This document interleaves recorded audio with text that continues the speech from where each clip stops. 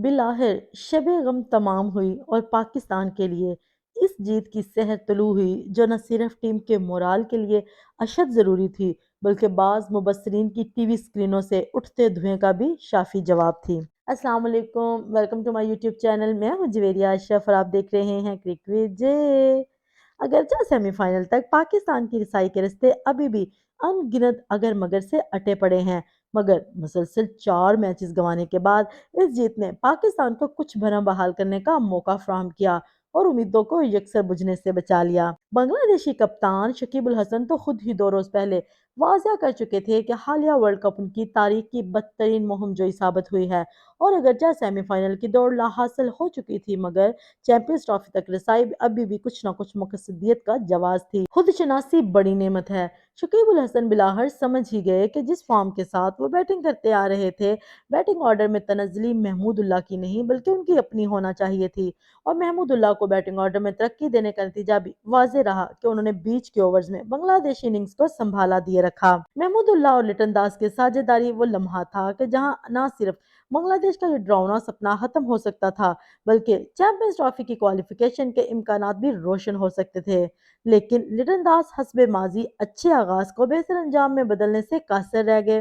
महमूदुल्लाह की अलबत्ता बदकिस्मती रही कि एक मुस्तहकम इनिंग्स जोड़ने के बाद वो इस बॉलर के दूसरे स्पेल के सामने आ गए, जिसने पहले स्पेल में भी बांग्लादेशी इनिंग्स के बखिए उधेड़ रखे थे। जिस लेंथ से शाहीन इस गेंद में मामूली सी जंबश पैदा की, वहां महमूदुल्लाह की जगह विराट कोहली भी होते तो शायद यही अंजाम मुकद्दर होता। शाहीन अफरीदी का ये बेहतरीन दिन था। पहली ही गेंद से उन्होंने न सिर्फ विकेट की चाल भांप ली, बल्कि अपनी लेंथ में भी वो डिसिप्लिन पैदा किया कि हरीफ टॉप ऑर्डर जाए रफ्तार ना पाए मानदंड की तस्वीर बनकर रह गया।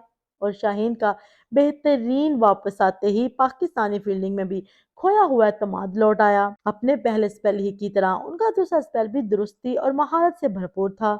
और जब गेंद ने हल्की सी रिवर्स स्विंग का भी इशारा दिया तो उनके हमरा मोहम्मद वसीम ने शानदार स्पेल फेंकते हुए बांग्लादेशी बैटिंग का किस्सा मुख्तसर कर दिया। इस वर्ल्ड कप में ताहाल पाकिस्तान की बेशतर कसम परसी पहले पावर से वाबस्ता रही है।